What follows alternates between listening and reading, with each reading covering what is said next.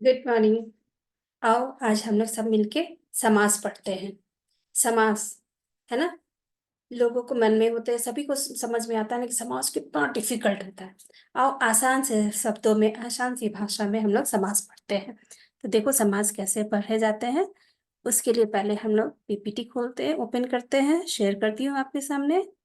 और फिर हम लोग आज पढ़ेंगे हिंदी व्याकरण का एक सबसे जाना माना चेहरा, कहते हैं ना जाना माना चेहरा, वो है समास। जिसके बारे में सभी लोग कहते हैं ना कि बहुत टफ है।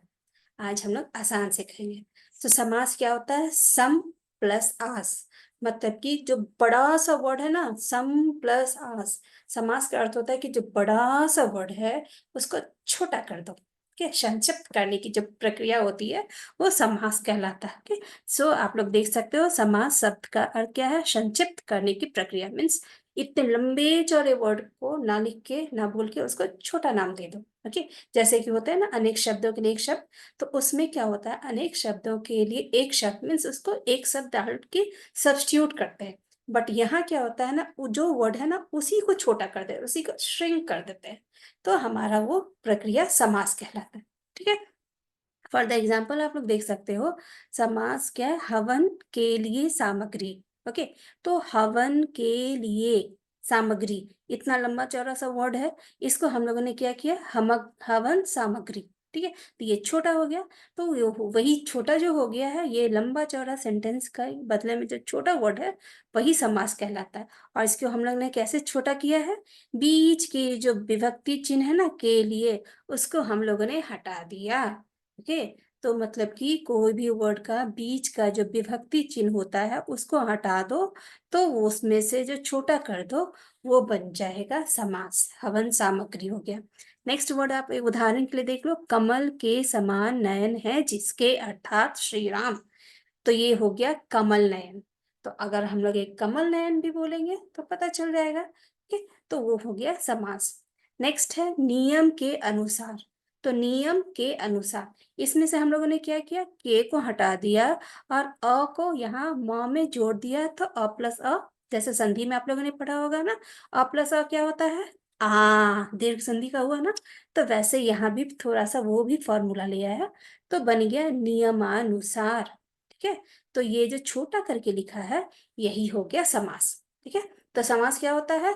जो लंबे चौड़े से वर्ड है उसको श्रिंक कर लो, उसके बीच में से कुछ भाग हटा के रख दो और जो छोटा करके बना दिया वो हो गया समास। ठीक है, अब हम लोग जल्दी जल्दी में 10 मिनट में मैं आपको सारा समास पढ़ा देती हूँ। अब समास क्या है? ग्रामर के वर्ड में अगर जाओगे तो होता है पूर्व पद, उत्तर पद। आसान सी भाषा में बोलो तो फर्स्ट पार्ट, सेकंड पार्ट हो गया। ओके, तो फर्स्ट पार्ट क्या हुआ?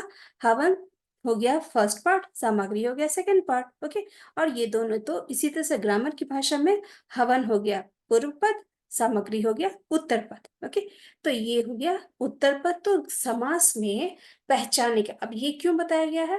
क्योंकि क्या होता है ना कि हम लोगों को समास पढ़ने के लिए, समास तो ठीक है, समास को छोटा कर देंगे या फिर छोटे को बड़े कर देंगे, लेकिन क्वेश्चन में जो होता है कैसे आता है, वो समास का नाम देना आपको जरूरी होता है। तो समास के नाम को देने के लिए समास की पहचान करनी होगी। अब समास की पहचान हम लोग कैसे करेंगे? समास की पहचान करने की ये प्रक्रिया है कि पूर्व पद क्या है, उत्तर पद क्या है, मीन्स फर्स्ट पार्ट क्या है, सेकेंड पार्ट क्या है।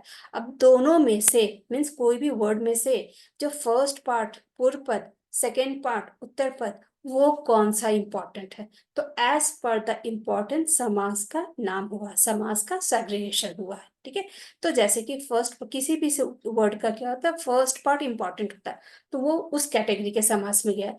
किसी का सेकेंड पार्ट इंपॉर्टेंट हुआ तो वो उस कैटेगरी के समास में गया है। ओके, तो इस तरह से समास का डिवीजन हुआ है।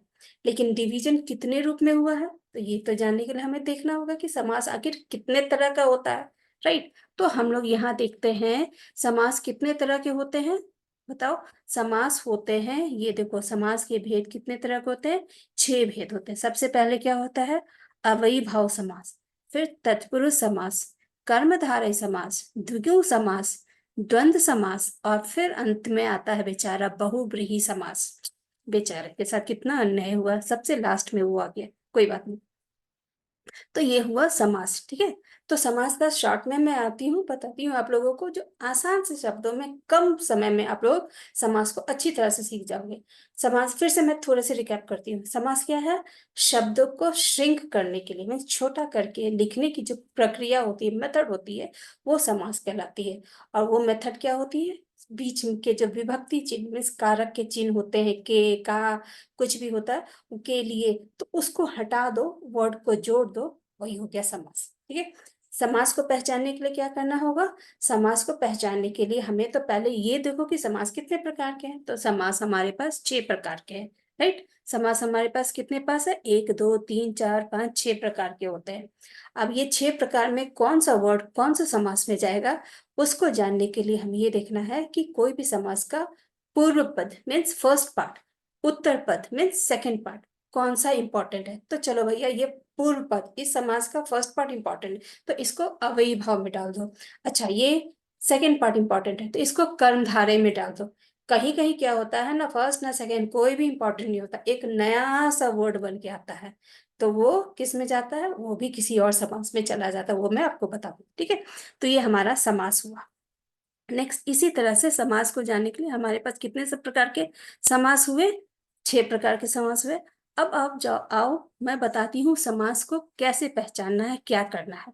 तो ये सबसे पहला हमारा क्या समास है? अव्ययी भाव समास। इस समास में इसको मतलब कोई भी वर्ड को पहचानने के लिए क्या होगा? As per the definition. अब ग्रामर है भैया, तो डेफिनेशन तो थोड़ा जानना ही पड़ेगा। थोड़ा डेफिनेशन जानो, थोड़ा एग्जाम्पल जानो, तभी तो होगा। तो आसान वाले भी वर्ड समझ में आ जाएंगे। तो एज पर द डेफिनेशन क्या है कि जिस समास में पूर्व पद, पूर्व पद क्या होता है? First part, okay. First part प्रधान होता है, प्रधान मीन्स इंपॉर्टेंट होता है, फर्स्ट पार्ट इंपॉर्टेंट होता है। और दूसरा, अगर आपको और आसानी से जानना है तो ये देखो, पूर्व पद प्रधान हुआ, एवं ये देखो ये क्या है? अवयव। अवयव मतलब कि जो फर्स्ट पार्ट होता है वो क्या होता है? उपसर्ग लगा होता है, ओके। इसका अर्थ है कि अगर कोई भी, अब आपको और आसान हो जाएगा कि कोई भी वर्ड, कोई भी शब्द आप देखोगे कि उपसर्ग से जब शुरू हुआ है, तो वो क्या होगा? अव्ययी भाव समास होगा। तब उस केस में आप ये भूल जाओ, छोड़ दो कि पूर्व पद प्रधान है या नहीं है, लिव इट, उसको जानने की कोई जरूरत नहीं। हाँ, ये देख लो कि अगर फर्स्ट पार्ट वर्ड, कोई भी वर्ड में उपसर्ग से शुरू होता है ना, तो वो अव्ययी भाव समास होता है। अब फॉर द एग्जाम्पल कैसे हुआ? आमरण, हमारे पास वर्ड है ना, एग्जाम्पल देख लेते हैं, देखते हैं ना मैथ में कैसे करते हैं हम लोग। जैसे ही हम लोग एग्जाम्पल बनाते हैं, डेफिनेशन होता है, फॉर्मूला होता है, बट हम लोग एग्जाम्पल बनाते हैं तो हमें आसानी से समझ में आती है। उसी तरह से ग्रामर में भी है, डेफिनेशन देखो, पढ़ो, लेकिन एग्जाम्पल जब सॉल्व करोगे ना तो आसानी से समझ में आएगी। तो ये क्या है? मरण, मरण एक वर्ड है, मीन्स मरने तक। तो क्या है? उपसर्ग क्या ऐड है? इसमें उपसर्ग है, तो इसका मतलब कि मरण तक, मृत्यु तक, ओके। पहला पद इंपॉर्टेंट हुआ, उपसर्ग बेस हुआ, तो अभिभाव समास हो गया। दूसरा देखो, प्रति मास। मास मीन्स क्या हुआ? अगर हम इस दोनों को वर्ड को अलग अलग करेंगे तो क्या होगा? मास, मास मीन्स मंथ, और प्रति मीन्स हर, तो हर मंथ, हर महीना।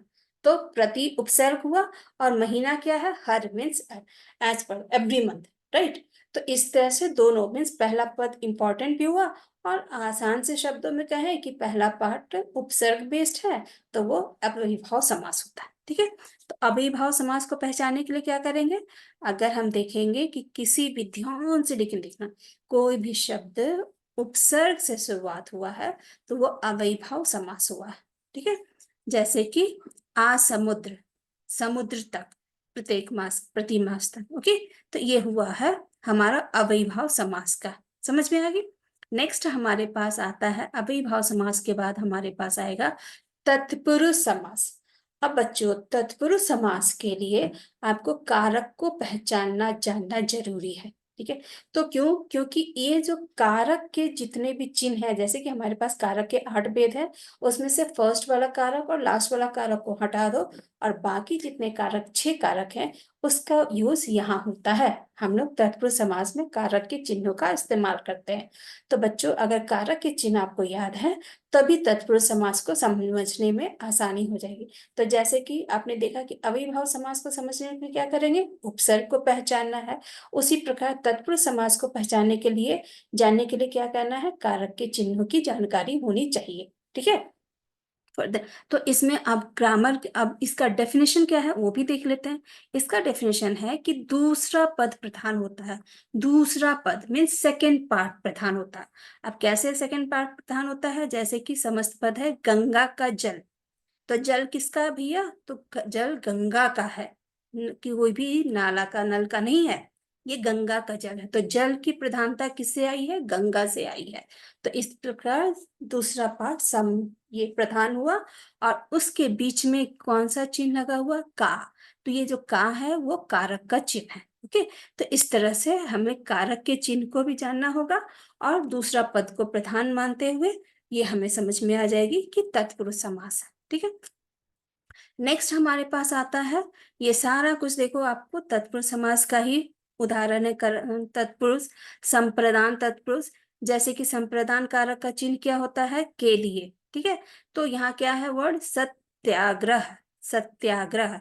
ठीक है। तो सत्य क्या है, सत्य के लिए आग्रह। सत्य के लिए आग्रह। आग्रह मीन्स रिक्वेस्ट, रिवॉल्ट करना, रिक्वेस्ट करना, कोई भी चीज काम करना।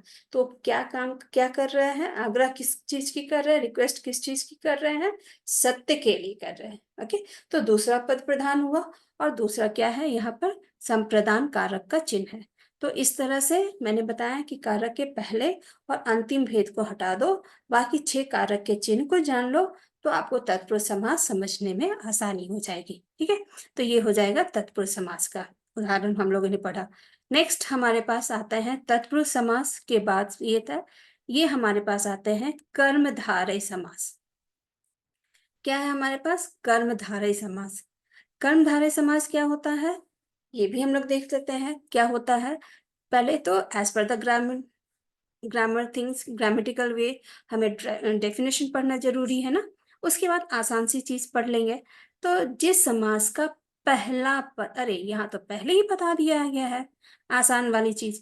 ये देखो, कर्मधारय समास को कैसे पहचानोगे, कि कोई भी जो वर्ड होता है उसका जो पहला पार्ट, ओके, पहला पार्ट क्या होता है, यहाँ इंपॉर्टेंट हुआ। कैसे इंपॉर्टेंट हुआ, दूसरा क्या हुआ कि पहला पार्ट एडजेक्टिव बेस हुआ। एडजेक्टिव मीन्स विशेषण। विशेषण मीन्स जो संज्ञा या सर्वनाम की विशेषता बताता है। संज्ञा या सर्वनाम मीन्स किसी व्यक्ति, वस्तु, विशेष प्राणी, जगह का वो डिस्क्राइब करता है। ओके, उसकी विशेषता बताया मीन्स उसको डिस्क्राइब करता है, उसके बारे में बताता है, तो वो विशेषण होता है। तो वही जो विशेषण है ना वो कर्मधारय समास में यूज हुआ है। ठीक है। तो वो कैसे होता है कि जो फर्स्ट पार्ट होता है, कोई भी वर्ड का जो फर्स्ट पार्ट होता है, हम लोग जानते हैं ना 2 भागों में इसको बटा हुआ रहता है, और 2 भागों में बांटने के बाद ही हम लोग देखते हैं कि फर्स्ट पार्ट इंपॉर्टेंट है या सेकेंड पार्ट इंपॉर्टेंट है। राइट।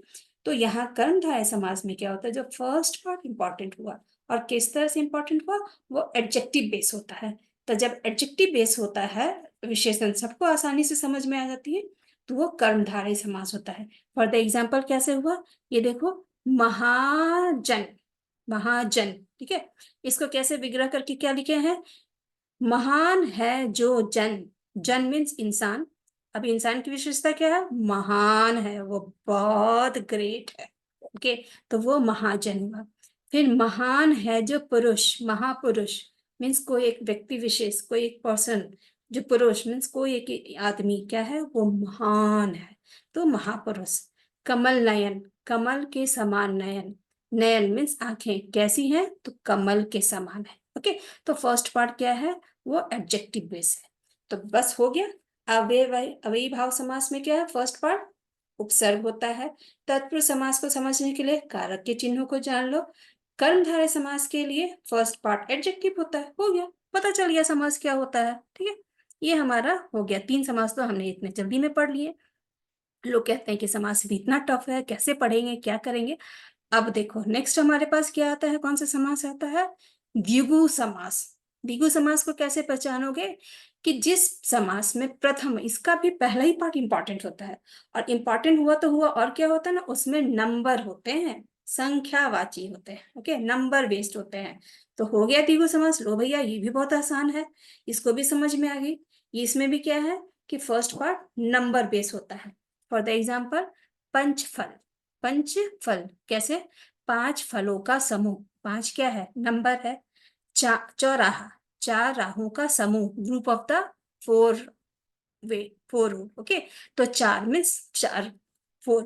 पंचवटी, पांच वटों का समूह, वट मीन्स वृक्ष, बरगद का वृक्ष, banyan ट्री। पांच वटों का समूह जो हाँ होता है, group of the five banyan tree, that is known as Panchavati. Okay, तो लो भैया समझ में आ गई। द्विगु समास में क्या है, पहला पार्ट क्या होगा? नंबर बेस हो गया द्विगु समास। नेक्स्ट हमारे पास आते हैं, फिफ्थ वाला समास बचा हुआ है, द्वंद्व समास। अब द्वंद्व समास में क्या होगा ना, देखो, उसके दोनों ही प्रधान होते हैं। द्वंद्व समास में क्या होता है, ना फर्स्ट ना second, both, both are important. कैसे इंपॉर्टेंट होता है? ये तो हो गया इंपॉर्टेंट, हो गया ये तो ग्रामर के डेफिनेशन के आधार पर। और आसान सी भाषा में समझो तो ये देखो कि दोनों जब इंपॉर्टेंट बोला और ऑपोजिट होते हैं, ओके, मीन्स जहां ऑपोजिट वर्ड का यूज हुआ है ना, वो द्वंद्व समास हुआ है। जैसे कि लाभ, हानि, बीच में योजक चिन्ह है, योजक चिन्ह को हटा दो और लगा दो तो क्या हो जाएगा? लाभ और हानि, प्रॉफिट एंड लॉस, दोनों एक दूसरे के ऑपोजिट हुए ना, हो गया। माता और पिता, आय और व्यय, दाल और चावल, आय और व्यय, आना जाना, ऑपोजिट है। आय मीन्स इनकम, व्यय मीन्स एक्सपेंडिचर, एक्सपेंडिचर, ठीक है, आउटकम। तो हो गया। तो अब रात दिन, रात और दिन, सुबह शाम, सुबह और शाम, अच्छा बुरा, अच्छा और बुरा, ऑपोजिट वर्ड है। हो गया भैया द्वंद्व समास भी पूरा हमारा। तो द्वंद्व समास को कैसे पहचानोगे? जहां कोई भी वर्ड के बीच में योजक चिन्ह है और ये देखो कि दोनों ऑपोजिट है, ठीक है। तो ये हो गया हमारा द्वंद्व समास। अब बेचारा बच गया हमारे पास कौन सा समास? बहुब्रीहि समास। बहुब्रीहि समास क्या होता है? इसमें ना तो पहला पार्ट ना तो दूसरा पार्ट, कोई भी इंपॉर्टेंट नहीं होता है। तो क्या हुआ, इसके लिए तीसरा एक वर्ड आता है एग्जाम्पल के तौर पे, एक अलग से नाम इसको दिए जाते हैं, और वो जो नाम दिया गया है वो इंपॉर्टेंट है। तो हम लोग समझेंगे अच्छा अलग वाला है, सबसे अलग है, तो बहुब्रीहि समास है। जैसे कि यहाँ पर देखो, चार भुजाओं वाला, चार भुजाओं वाला मीन्स चार भुजाओं वाला कौन है? अर्थात विष्णु जी। तो विष्णु जी के नाम क्या है? चतुर्भुज, ओके, चतुर्भुज बोलते हैं ना। और चतुरानन ब्रह्मा जी को बोलते हैं। जैसे चार आनन, आनन मीन्स सर है जिसके। तो हो गया, जो एक सेंटेंस डालो उसमें कोई भी पार्ट इंपॉर्टेंट नहीं है, एक अलग से जब नाम आया तो हो गया बहुब्रीहि समास। अब देखो, महान देवता है जो, महादेव, महान देवता है जो, महादेव कौन हुए? महादेव किसको कहते हैं? शिव जी को कहते हैं, तो अर्थात शिव जी, हो गया। पीले वस्त्र हैं जिसके, पीले वस्त्र किसके हैं?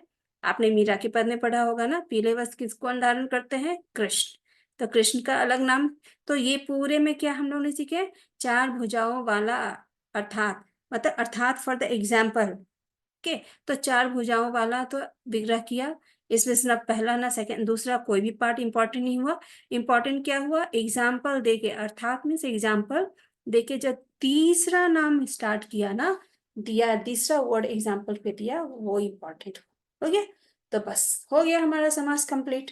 हमारा समास क्या है? तो ये हुआ तीसरा वाला जो है वो बहुब्रीहि समास है। तो देखो 5 मिनट में रिकैप करते हैं। समास क्या होती है?